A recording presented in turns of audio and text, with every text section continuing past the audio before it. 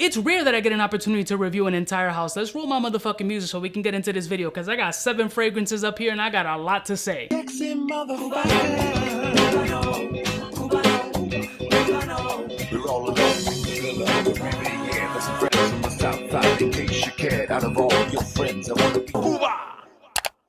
Blessed morning, my beautiful peoples. You know who it is. This is your boy, C to the U to the B to the A. Now, the fragrance house is called Frapin, and you gotta say it with like a French accent or else it won't make any sense. So it's something like Frapin or something along those lines. Say it in whatever accent you want, it's correct. Now, I know nothing about this line. My beautiful people over at Max Aroma sent me this entire lineup. I didn't pay for any of them. These shits were free, 99 for your boy, because I'm the biggest in the game. Now, they were like, yo, Cuba, we think you'd be dope to check out this line and we would like to present it to you. And I was like, why would I be dope for me to check out this line? And they were like, well, you know, because it's based off of alcohol. And I'm like, I'm super offended that you guys would automatically assume that a fragrance line that is consumed or made from alcohol barrels, that I would want to try it out. What kind of disrespectful shit is that?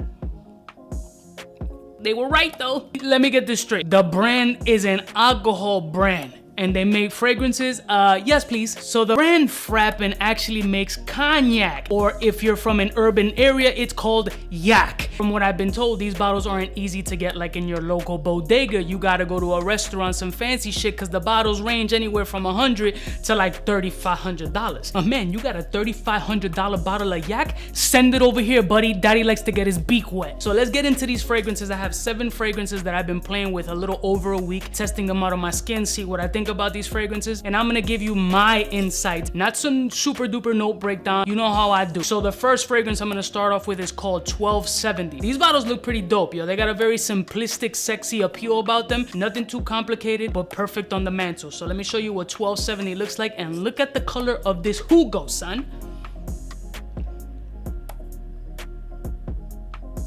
Fam, if I didn't know any better, I thought this was cognac in here. I might spray like 6 of these in my mouth by the end of this video, because I've been drinking a little bit, can you tell? Now, I'm not gonna bullshit you. 1270 made a hell of a first impression. It was stellar on my skin, absolutely gorgerific. So this shit is like a fruity, cognac-y, boozy, sweet, vanillic, kind of molassesy, honey kind of vibe. And what it does on my skin is magical, fam. Yeah, you might get pulled over and you might get a DUI because it does smell a little bit boozy on the skin, but one thing that it doesn't do well, and I'm being totally constructive criticism here, is that the performance on my skin wasn't that great. It wasn't amazing. It was about a 5-hour mark, but for a fragrance that's this dark and boozy and creamy and sultry, I wanted it to be a little bit more projection monster powerhouse, and it wasn't that. It was more subtle, skin scenty type of vibe, but super, super sexy and delicious. So part of me is like, damn, I wish it performed a little bit better on my skin. And the other part of me was like, I don't really give a shit if it doesn't perform that well on my skin, because it's so good that I'm willing to reapply this shit and throw it in a bag. So the best way that I can say it is cognac-y, boozy, vanilla, honey, slight citruses to cut through all that sweetness. Oh, it's really, really nice on my skin. I just wanted the performance to be a little bit better, but it's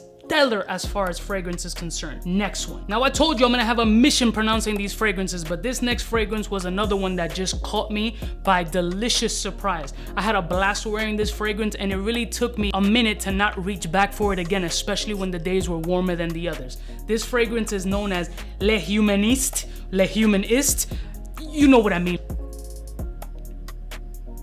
Now, this was one of these fragrances on the days that were hot I wanted to reach for over and over again. So beautiful and bright, and has a similar DNA to a fragrance I already have in my stash, and that's Chanel Allure Edition Blanche. Now, for me, they have a similar DNA. This one is a little bit more peppery, and it has kind of like a Tres d'Hermes mix in here with a kicked up juniper berry, aka gin. So that's where the booze comes from. This is awesome, and for a freshie, performed very nicely on my skin, a little bit over 6 hours. Again, this is a freshie. Generally, we don't get those powerhouse freshie performances, but that boozy gin citrusy pepper vibe that's in here, oh, it just has that niche Edition Blanche feel.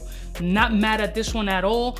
Definitely up there, one of my favorites from this line. Next one. Now, the next fragrance on this list, I kind of had to put them on blast a little bit because it smelled very similar. The fragrance is known as the Orchid Man. Now, the Orchid Man has a very popular scent profile, aka DNA. Do you want to take guess what that DNA is? Anyone? What is the most popular DNA in the world? It has an Aventus-like DNA. So I did tell him, I was like, yo, this joint is definitely Aventus Cedra Bois-esque. The people from the brand were straight up, they were like, yeah, it has kind of an Aventus-ish vibe, but the boozy component. And I do agree. Think of that Aventus Bergamot kicked up. Not so much the pineapple, but the Aventus Bergamot kicked up with a dry boozy element to it. And that's what you're getting from this fragrance. According to the brand, this is their most popular fragrance. No fucking doubt, because the Aventus DNA is known by everybody and replicated by everyone in their mama. It can't take away that fact that the fragrance does smell good, but this is one of these fragrances that, yeah, it's super fucking popular, but we all know the DNA. So if you want to sprinkle a little bit of Aventus and add a little bit of a boozy element to that Aventus, that's what you're getting from the Orchid Man. It is a very nice fragrance. It's just one that we know already, so there's nothing too super unique about it. It's a reminiscent. It's not a complete clone, but it's very fucking close. Next one. This next fragrance was a fucking gem. I love what this does on my skin, and I'm gonna spray it on the test strip right now just to remind me of how fucking good it was. This fragrance is called IF, or If. Bro, for me, this is like Santal done right. Musky, woody, boozy, with a sweet note and a little bit of fig up in this bitch. Ooh! Talk to me dirty. Paper does not do this fragrance justice as on skin. It's marvelous, darling. It's very woody, it's very beautiful, it's very sexy, it's bright, it's great for the summer, but it's also a versatile fragrance that you can wear every day. This can be like an office safe that can be your all-around signature scent, in my personal opinion. This one is just so nice, and on the dry down that fig comes through, it's like a sweet, buttery fig. It's fucking delicious, bro. IF, or If, sick. Next one. The next fragrance is for you vetiver lovers, fam. This is called Isles of Men. And this one is just a delicious salty vetiver with a sharp bitter orange. Très d'Hermès also like, but this is of extremely high quality and smells so good on your skin if you love vetiver. If you're not a vetiver type fan, stay away from this fragrance completely because it's just not your vibe. This is awesome for the hot weather, and I really want to try this out in like 80-90 degree weather to see how this shit pops off the skin. Like the way I interpreted this fragrance and how it was performing on my skin, this one had a little bit over 7 hours of performance on my skin, and I want to attribute it to that sharpness of that vetiver and that bitter orange, what it was doing. It had like a salty aquatic water type feel, but it was very bright. Also boozy element there, but more like a white liquor, like a vodka, a little vodka kind of boozy element right at the base. It's possibly not that, but I do have that boozy element that's matching well with the vetiver. So this one is fire. I really want to know what this shit does in the hot weather though. I really like this one. Next one. The last two fragrances for me on this lineup were kind of just they're not my kind of style. Not that they're bad, they're just not something that I would wear on a consistent basis. Las Carina.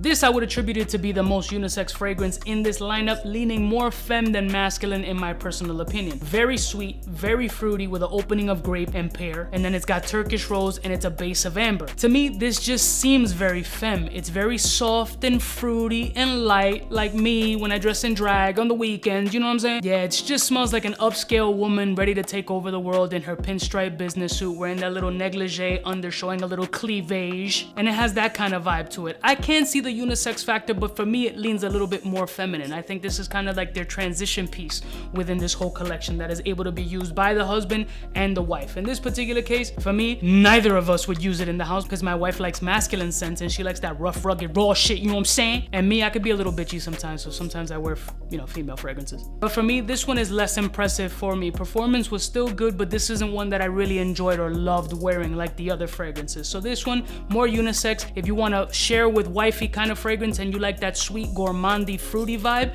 this is a fragrance you want to check out. Next one. And last and certainly not least, this joint is called Nevermore. Quote the Raven, Nevermore. Now, Nevermore, I'm respraying these back on the test strip. I didn't do it on the other ones because they left a mark. They left an impression and I really liked the other fragrances. These two were kind of like, I tested them on my skin just to see what they did and how they vibed, but it wasn't my flow. This one is not a bad fragrance. It's just not one that captivated me like the other ones or just took me like, woo! Clear white alcohol, peppery kind of aldehyde vibe. It's not one that really attracts me. This doesn't scream sexy to me. This doesn't scream like, yo, this is fucking outstanding. This is just nice. Not jaw jaw-dropping, not amazing, just nice, but not one that's gonna drive me up the wall and be like, oh, I fucking love this shit. I don't. It's just okay. Being that it's a peppery aldehydic type fragrance, the performance on this one was over 7 hours, so it performed very well on my skin, but I didn't want it to. Like, I just kind of was like, nah. So in my personal opinion, this is just my opinion, I want to say that this whole lineup was quite impressive. What I liked about it was a few things. One, all them shit got liquor in it, so I'm all about it. Number two, when I started checking out the price point on Max Aroma, these joints is under 170 bucks. They're around the 165 mark. For a niche brand of 100 ml of this kind of quality, I think that price is fire. No fronting, no trying to sell you shit. You don't have to buy any of these. I don't give 3 fucks if you do or you don't. I'm just letting you know, I think the quality versus price is fire. For me personally, if I were to choose fragrances from this lineup, Orchid Man would be one of them. Why? Because everybody loves Aventus. It's a safe bet. This is one you're gonna get compliments on, 100% guaranteed. That's why it's their highest seller. The Aventus DNA hits every mark. Although it doesn't drive me crazy, I'm not reaching for Aventus like that. I know that this is a safe bet. 1270. I know I bitched about the performance. My skin is a little weird. Sometimes it sops up shit like a biscuit, so it's a little awkward. But the boozy component and the photorealistic kind of sweet alcoholic vibe that this came from it, and it just smelled amazing off my skin. I just wanted it to perform a little better, but I can't take away from the fact that I wouldn't mind respraying this fragrance because it was that good. IF is just if whatever. This is just fire. It's just so good, so elegant, so refined, so sexy. It has a little bit of everything that I look for in a fragrance and makes it very enjoyable to wear. And again, this is kind of one of those versatile fragrances that just hits. And the last one, Le Humaniste. This joint right here, super fire. Again, has that Chanel Allure Edition Blanche vibe, but just extra boozy, peppery, just so fucking good. So these are the 4 picks that I would do from this lineup. Again, I'll put a link in the description. You could do more research. They all have that woody, boozy element to them. It's very good quality. They perform pretty well on my skin, and honestly, presentation-wise is dope, price-wise is dope, the fragrance profiles are dope, and to hit you with like 5 out of 7 that are solid, shout out to the people at Frapin for even sending me these joints, and Max Aroma is my team, so I'll put the link in the description. Y'all can check these shits out for yourself. I think they're gonna do samples of them also, and I'll see y'all bitches next time. You know who it is? It's the biggest in the game, reviewing entire houses, kid. We moving on up like the Jeffersons. Smooches. Cubaknow,